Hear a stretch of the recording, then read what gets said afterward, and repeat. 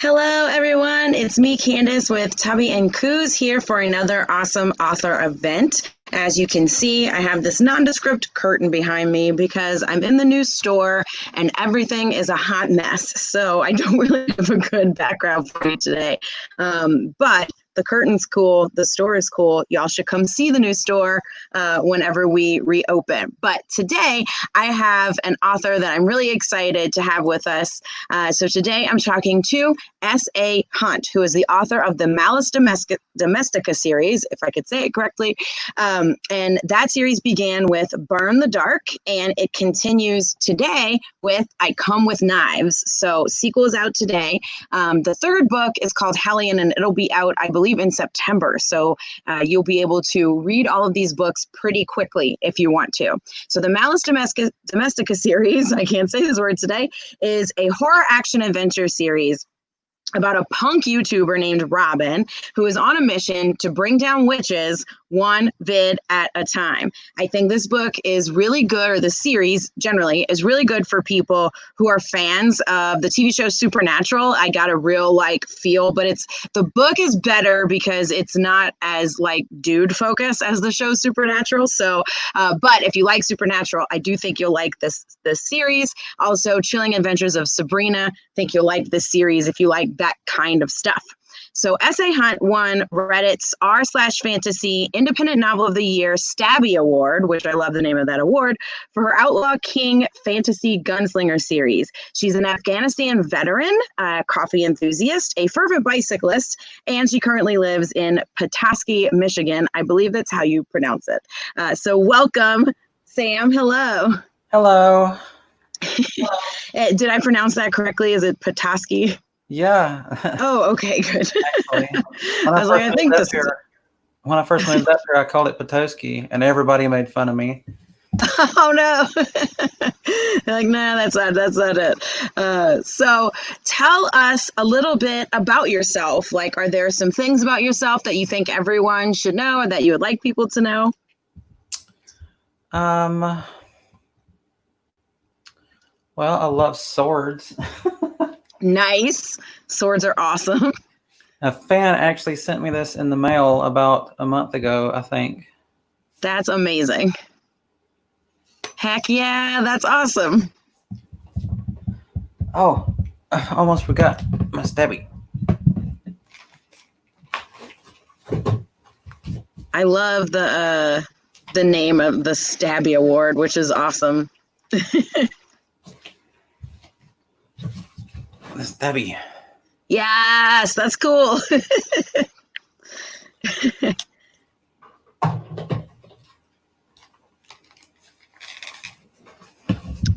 I love all the weapons. It's amazing. So tell us a little bit about this series, the Malus Domestica series, for people who may not know about it. What's it about? Where did it come from? Just tell us a little bit about it. Well, it started as kind of do you know what a cozy mystery is? Sure. It started as kind of I wanted to write kind of a cozy mystery with witches. But then there was this period several years ago, right before I wrote Malus Domestica, where I was basically homeless in a rural part of Kentucky for a little while. And I was in this little kind of a tiny town called Slade. And there's a whole big long story about just all my time there. But basically Miguel's Pizza is a real place in Kentucky. Wow. Yeah, it was totally inspired by that in the book. Yeah,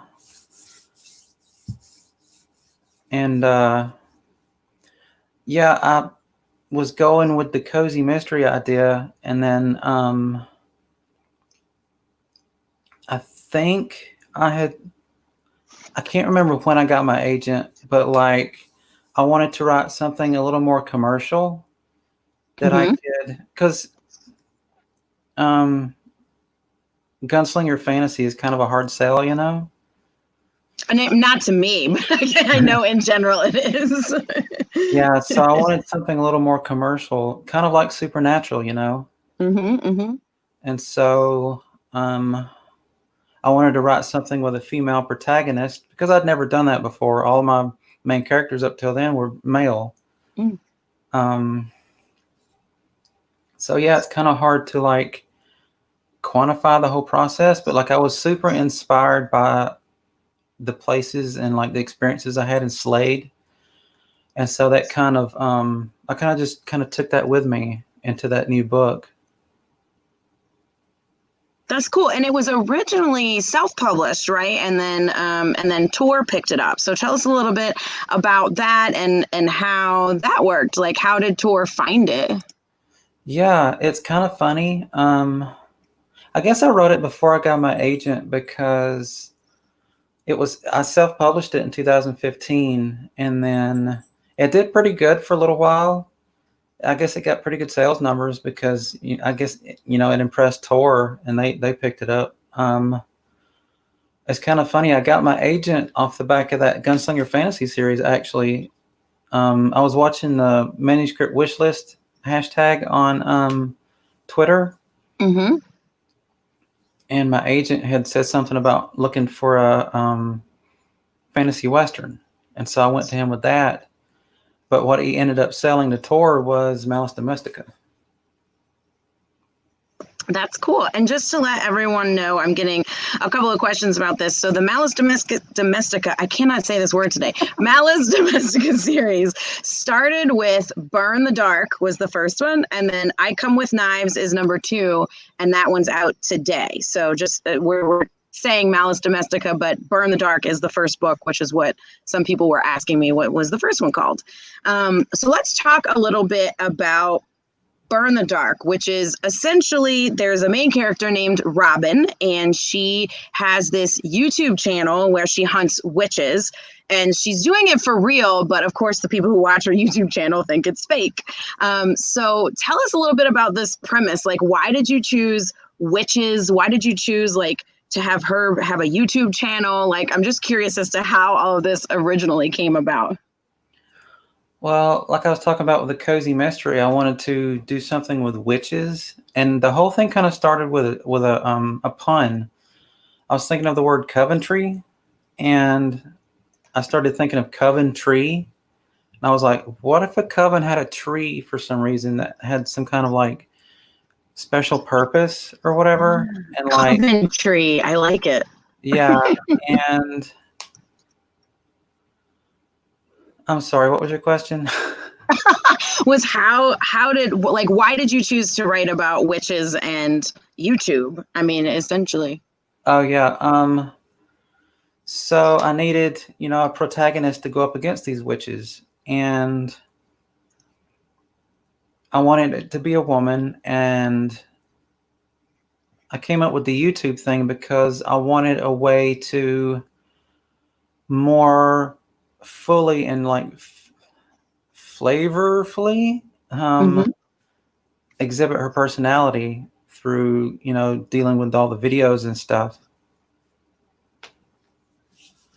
Yeah, and I think it does. Like whenever she's dealing with the videos and things, you definitely get like I think that's one of my favorite things is that you do get a lot of her personality. That's one of the best things about it is that she's always like through her like narration of the videos and stuff, you really get to see how she sort of performs for people, and then you get to see her in real life when she's not performing. And I thought that dichotomy in that character was really cool that that you get to see her both on and off screen sort of and I Yeah. think that's cool.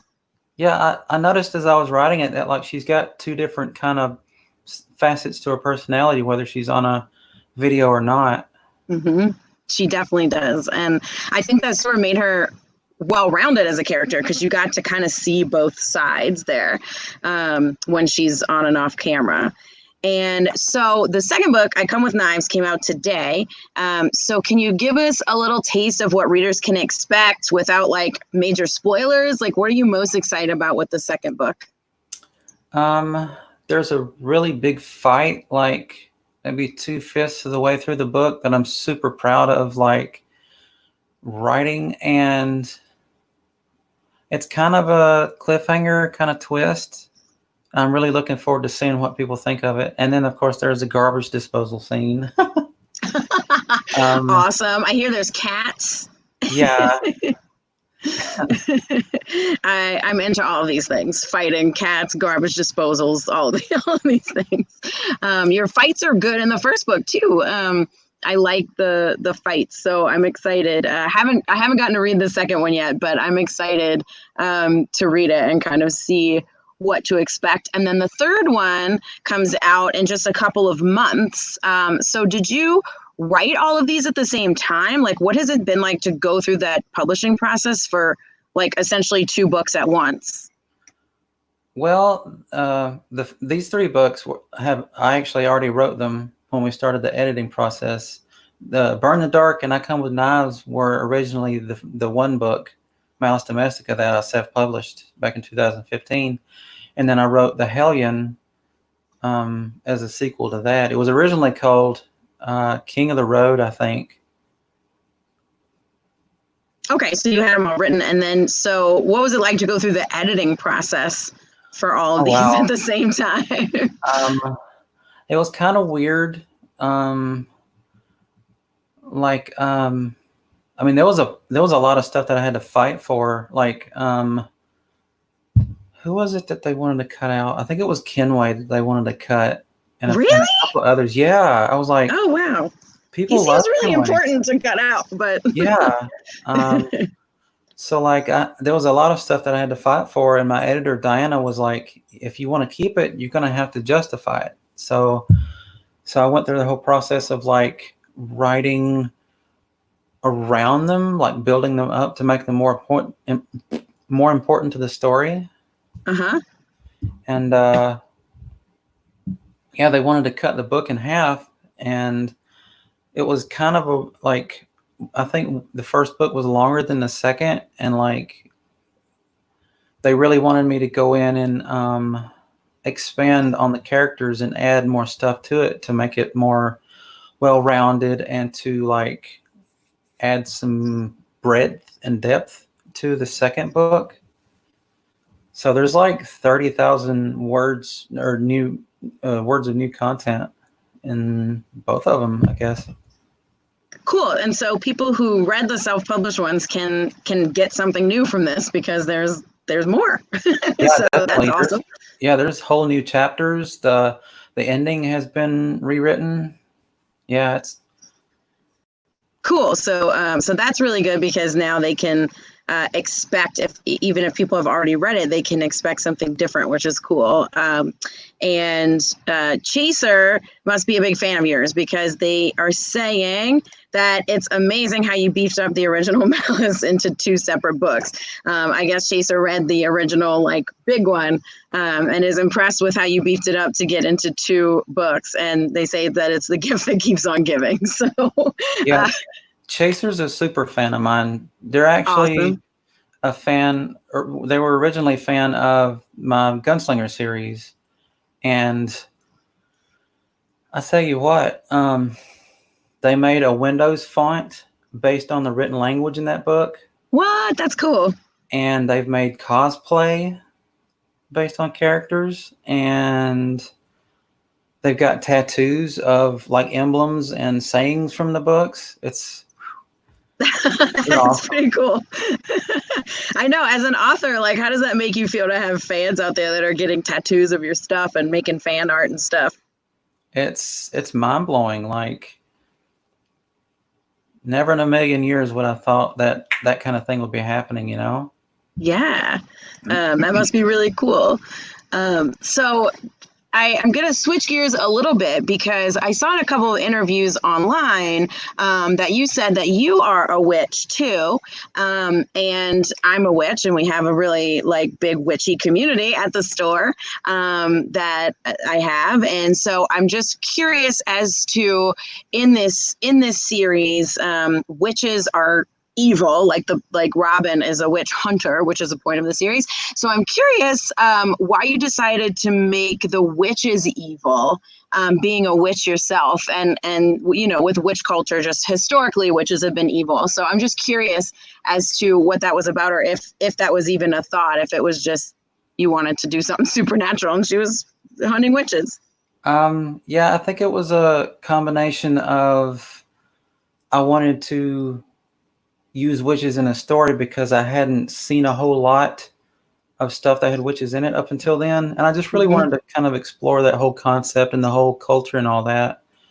I didn't really take on the mantle of, being a witch until after I'd written the book.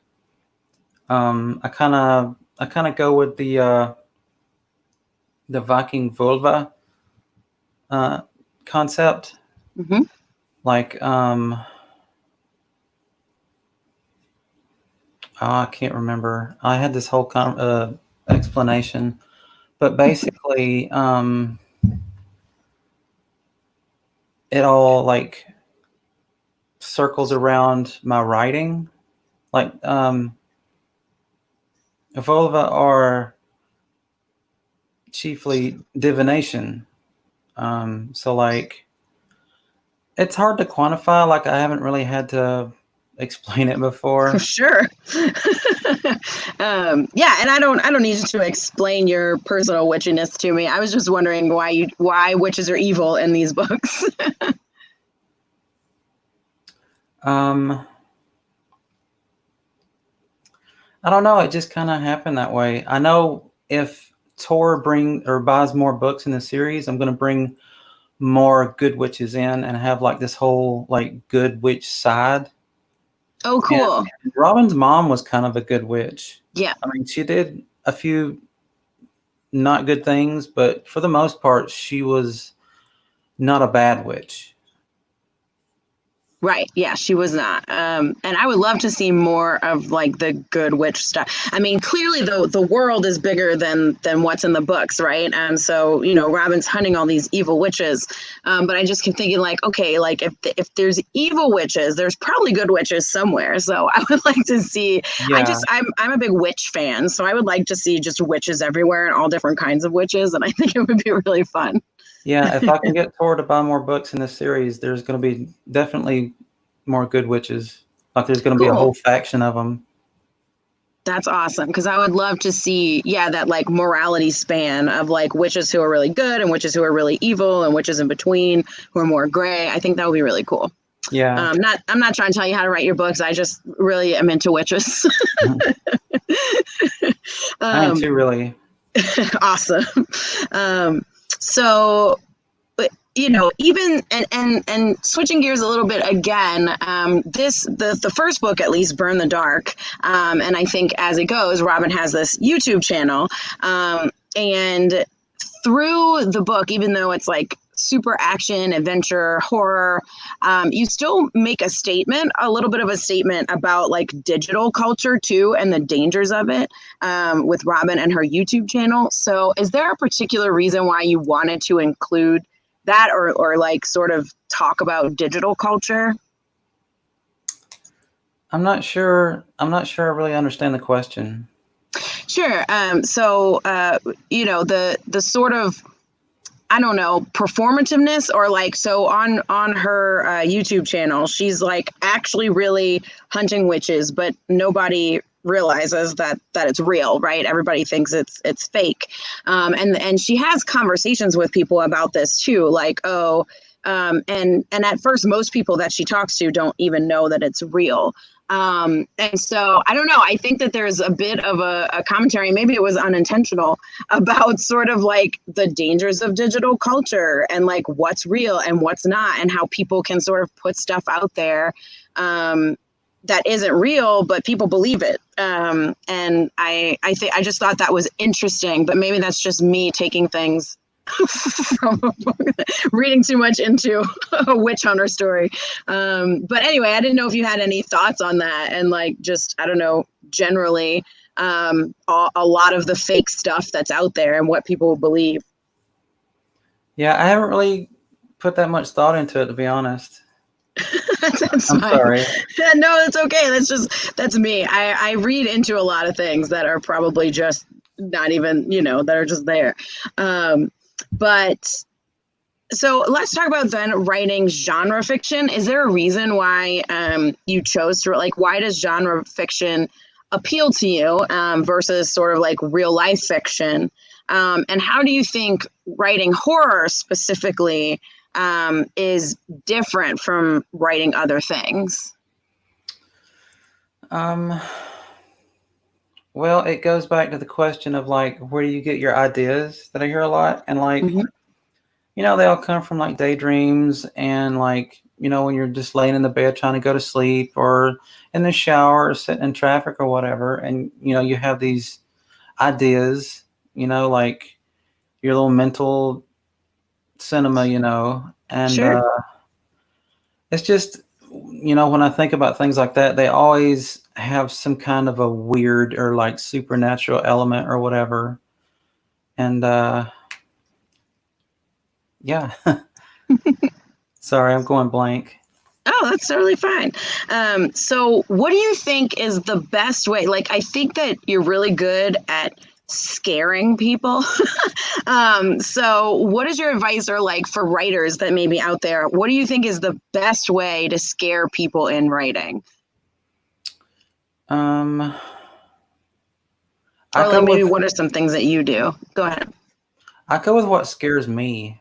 I mean that's a lot of what like Stephen King says. Um, yeah. I just go with what scares me, and yeah, I'm sorry. No, there's a scene kind of towards the beginning of Burn the Dark. So this isn't super spoilery, but there's a scene that I thought was just like the scariest thing where Robin has to go to the bathroom and she's sleeping in her van because she travels around doing her YouTube stuff, and she goes into this sort of like public restroom. And it's like all the lights are out, it's flickering, and she starts seeing stuff. And I'm not gonna say exactly what it is, but it's like it was for me. I was like getting the chills. Like, this is so scary. Like, I would never want to go to one of these bathrooms in the dark. Like, what?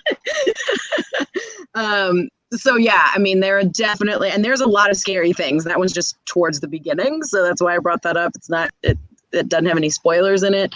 But yeah, I was just wondering because that was super scary to me, and it's like, have you just thought about like that particular scenario and how scary it would be? Or is it just like things like, do you during your process, like, do you think of, okay, like what scary things can I put in here, or does it just come out in the flow of the writing? It's kind of both. It's kind of like, you know, making a big complex soup and you're just kind of eyeballing the ingredients as they go in, maybe it would be good if I added this or that, and it just kind of snowballs. Cool, yeah. Because I always wondered that too. Like, do you just think out like a bunch of scenarios that you could possibly use, or if it just comes out organically? I always wonder that about horror because in I feel like in horror writing, even more so than in other things, scenes are really important in like scaring the reader. And so, like, yeah, you have to think about your overall thing. But I was just wondering how you sort of put together individual scenes that are like super scary. um, and so, yeah, I've just always wondered that as if it's just something that comes out, if you're a plotter or a pantser, I guess is Oh, the I'm question. definitely a pantser. You just write and see what comes out. Yeah, pretty much. I can't do that. I'm definitely a plotter, and I'm not a published writer, but I do still like to write. But I have to like plan everything out. So, I actually did outline all of Burn the Dark to begin with, hmm. and as I started writing it, um, it felt kind of, to me, I think this has been the first thing that I've ever outlined before. And to me, it felt like I was kind of on rails, like Oh railroading yeah. myself. Mm-hmm. And I think I stopped outlining about the time of the vineyard fight in the second book. And that's when it goes off the rails, literally.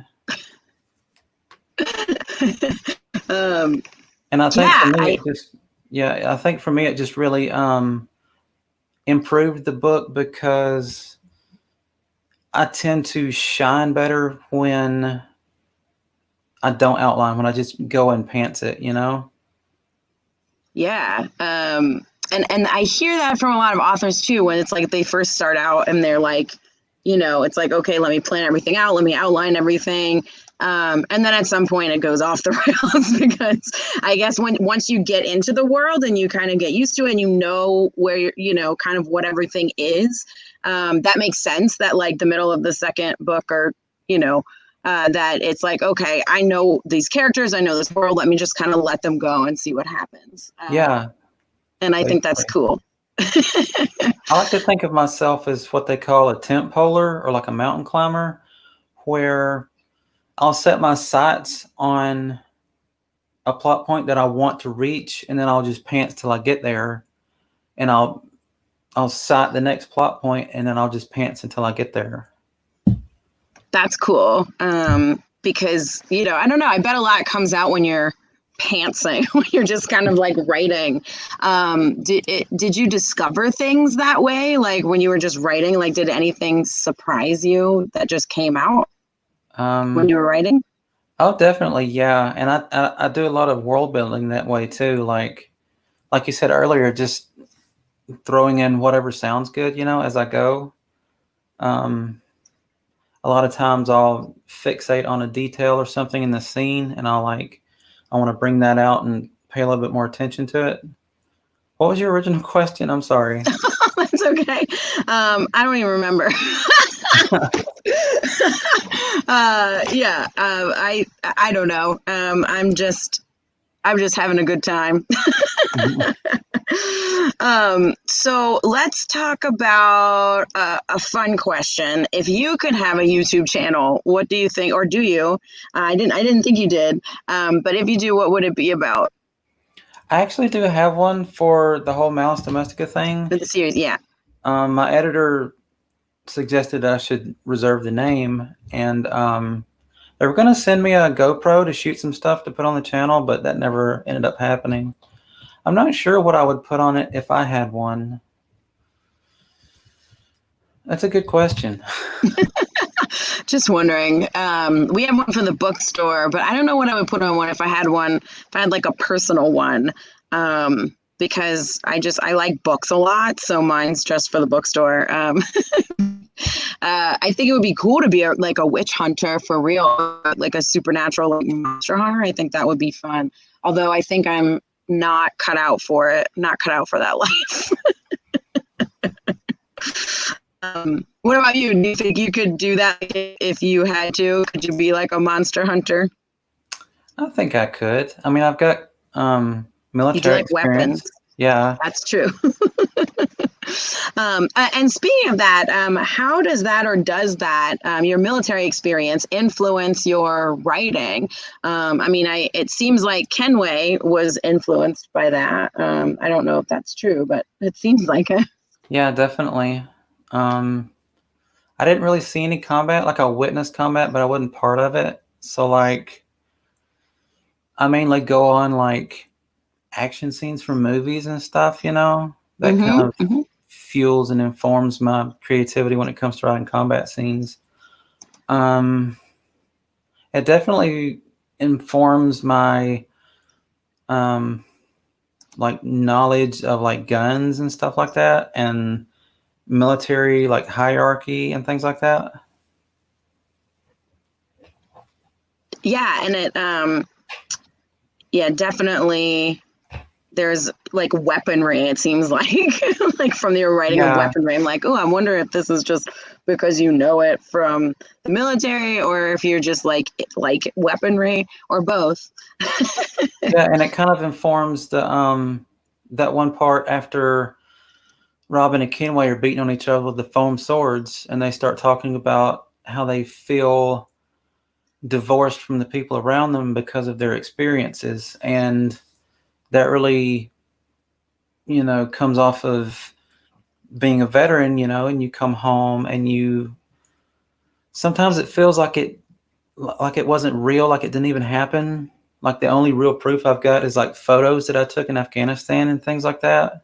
Mm-hmm. You just walk around carrying that weird, like, stone inside of you, Yeah, I mean, I'm not a veteran, but I understand what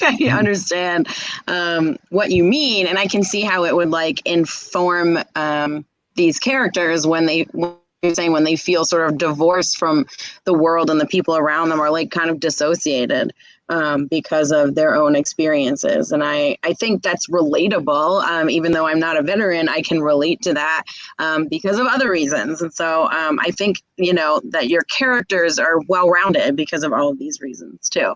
And it makes them super believable, I think. And so what are you currently reading? Do you have any recommendations for the crowd? I don't think I'm reading anything right now. I think the last book that I was reading was Hollow Kingdom by Sarah Jane Buxton. That's a really cute book. That's so good. I love it. Yeah. That's the one. I don't know how much crossover audience I have, but I want to say we talked about this and the last author event too. We talked about this book, but this is the Hallow Kingdom book that is about the zombie apocalypse as told through the point of view of a crow named Shit Turd. And it's all told from the animal's point of view, and it's really, really good, and it's heartwarming, and I really enjoyed that book too, so Yeah, I'm glad you mentioned it. I haven't gotten to finish it yet though, because it was a library book and I had to take it back.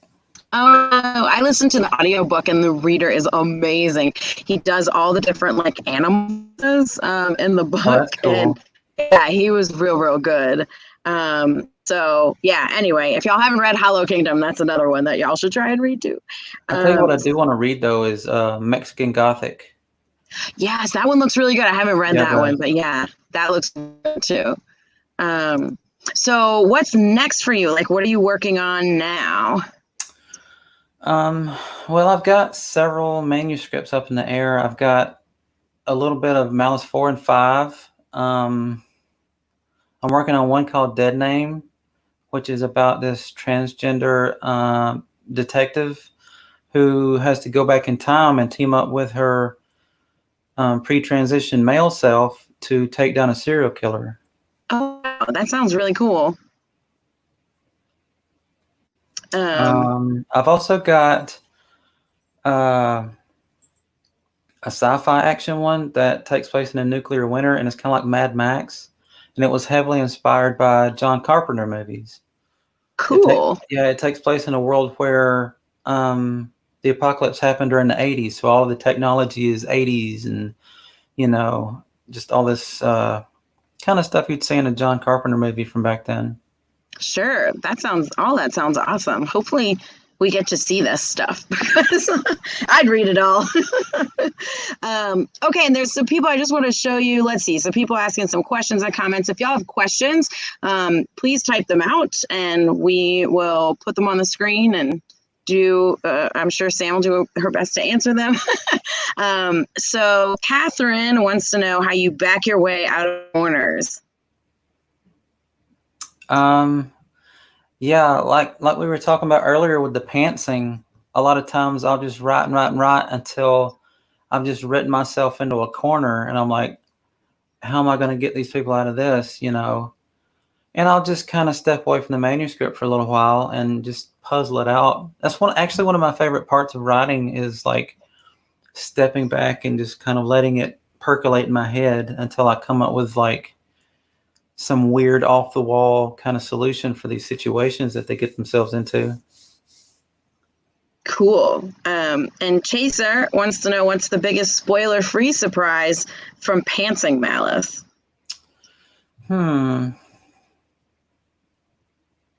I guess it would definitely be the end of the vineyard fight. Cool. Desiree just asked if those Halloween decorations behind you are up all year. They are. They absolutely That's amazing.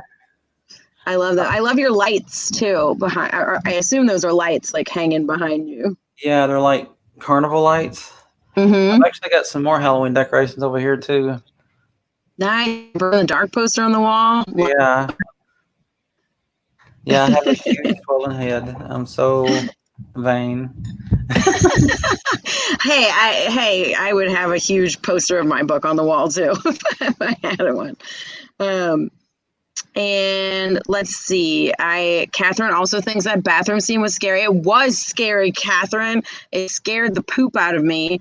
And now I'm scared to go to the bathroom in my own house in the middle of the night. So thanks for that, Sam.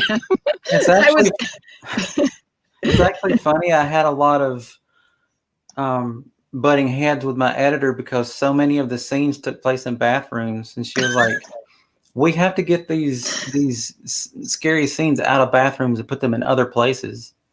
Like I can't remember if it was in the first book or not, where Robin confronts a witch into a hospital. That actually took place in the bathroom to begin with. The scene where Robin sees the monster behind the curtain at Kenway's apartment, that took place in the bathroom. We had to move that. Bathrooms are inherently scary for I think because you're so vulnerable in the bathroom, Yeah, like, I think you that's know, when it. you're in the bathroom using the toilet or you're taking a shower, or like, I feel like it's the most vulnerable place that you could be, and I think that's why bathrooms are inherently scary. That's Yeah, my theory. yeah, you're at your most vulnerable in there. Yeah. So yeah, it makes sense to me that a lot of scary things would happen in the bathroom, or that by virtue of them happening in the bathroom makes them scarier. Like if it happened anywhere, it might be scary, but it's particularly scary because you're in the bathroom and like what's like you're seeing scary stuff and what are you supposed to do? Yeah, Um, so let's see. Chaser wants to know what is either your favorite coffee or your favorite thing to drink while writing, or both. coffee, definitely. Um, there's a coffee shop here in town called Roast and Toast, which actually made it into the end of, I think, I Come with Knives and maybe a little bit in Hellion. But it's definitely going to make more of an appearance in later books. They have a drink called the Italian Stallion that I love. It's got tiramisu flavoring in it. I Ooh, get that every time. Yeah. I like that. There's a coffee shop. I'm in New Orleans, and there's a coffee shop here that's like adjacent to a cemetery. So the courtyard of the coffee shop is the cemetery, pretty much, which I think is real cool. That's cool. And it's called Sacred Grinds, and it is like 2 blocks away from my new bookstore location, which I'm excited. But they have a drink called the Dirty Zombie. That's Their cool. whole their whole thing there is that they have their coffee is good enough to wake the dead. So they have like this whole zombie theme, and they're in a cemetery, and it's super cool. Anyway, it's essentially chocolate malt and espresso, and Ooh, it's frozen and it's real good. that So sounds anyone local, go to Sacred Grinds and get the Dirty Zombie if you're here in New Orleans. It is delicious.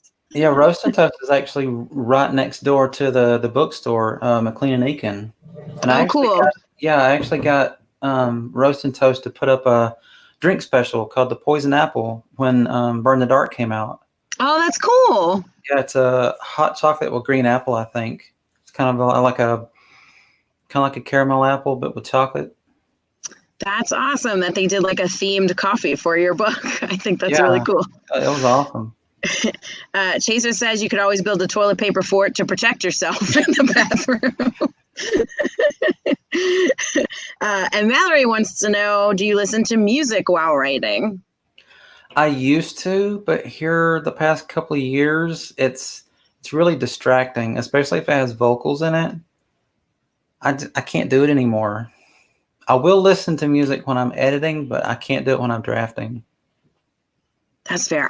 Not that anyone asks about me, but I can't listen to music while I'm working either. Like if I'm trying to concentrate on something, I'm the same way. If it's got like lyrics or anything, it's hard for me to concentrate. And I know a lot of people who actually listen to audiobooks while they're working, and I can't do that. I will not. It's white noise. I will not pay attention to the audiobook. It has to be just like background, like maybe classical music I could listen to, but definitely nothing with lyrics. Yeah, sometimes I'll listen to like rain noise or Tibetan singing bowls. That's a good idea. I should try and I never thought about listening to like rain noise or that kind of stuff when I'm trying to work, just to have something on, because I do like it when it rains. Yeah, when I was living down in Georgia, I would listen to like coffee shop ambience, and I don't have to do that up here. I mean, I do now because of the quarantine, but until now, I always did all my writing at the coffee shop, so I always had that actual real life ambience. Yeah. Speaking of quarantine, how are you like staying creative in these times of COVID? I know a lot of writers, it hasn't changed things for them a whole lot because writing is pretty solitary for the most part, unless you're collaborating. But what has it done for you? Has it changed your process in any way? I mean, well, obviously, I can't go to the coffee shop anymore, which really sucks. I would say my productivity has gone down significantly. Yeah, like I think or most people have had difficulty like staying in the habit and in the groove because of the quarantine and just this terrible cycle of news, just doom and gloom all the time. Yeah. Here lately I've been trying to get back into it with Dead Name.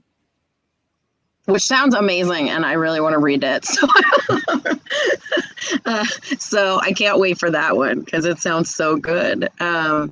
Yeah, I haven't, I talked about this in a couple of my author events too, that I've had a hard time reading during the quarantine, which is really sad because I love to read, and I can get like halfway through a bunch of books, but for some reason I haven't been able to like finish a book in like a little while. I'm just now starting to be able to like read again on a regular basis, but it's been hard. I think it's just a brain function thing, like an exhaustion thing. I don't know.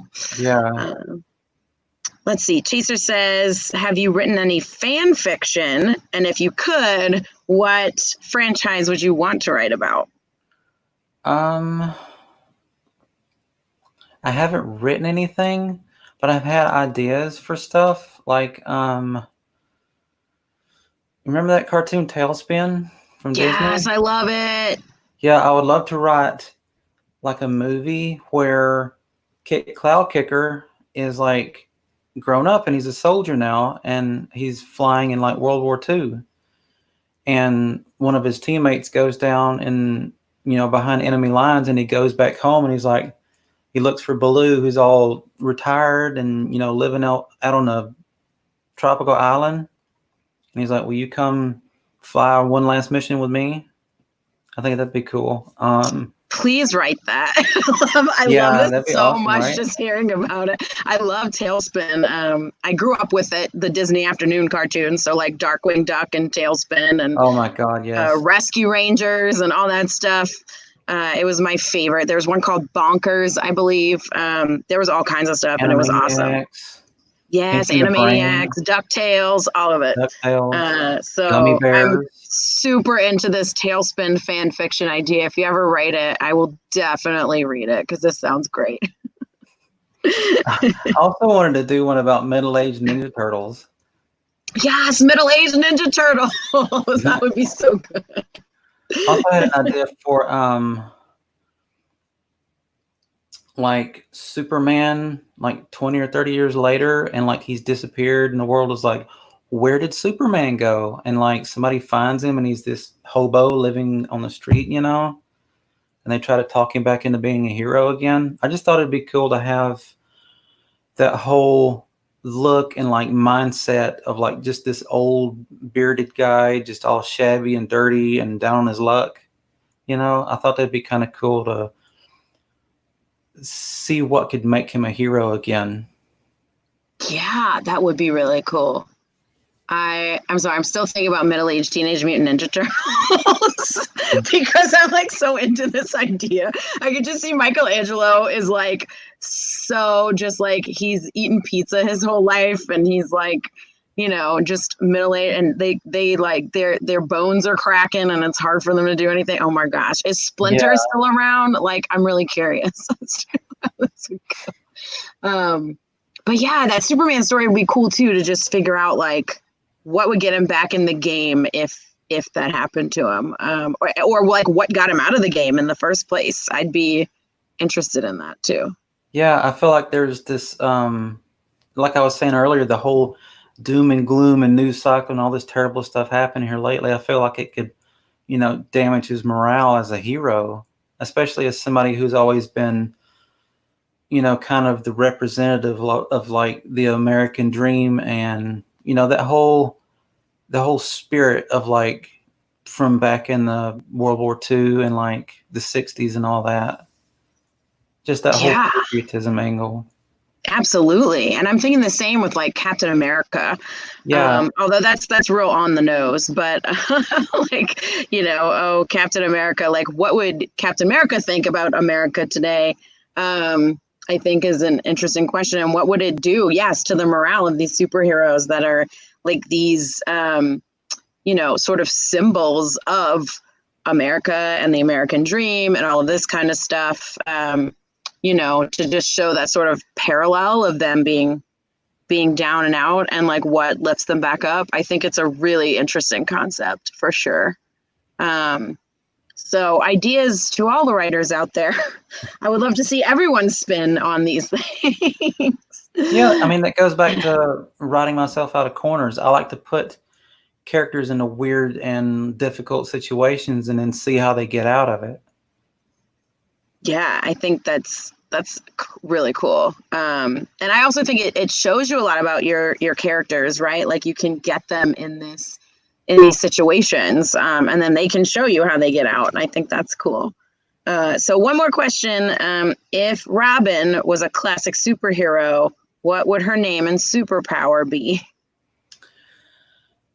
That's kind of a spoiler, really, to really going deep in that. But like, Hmm.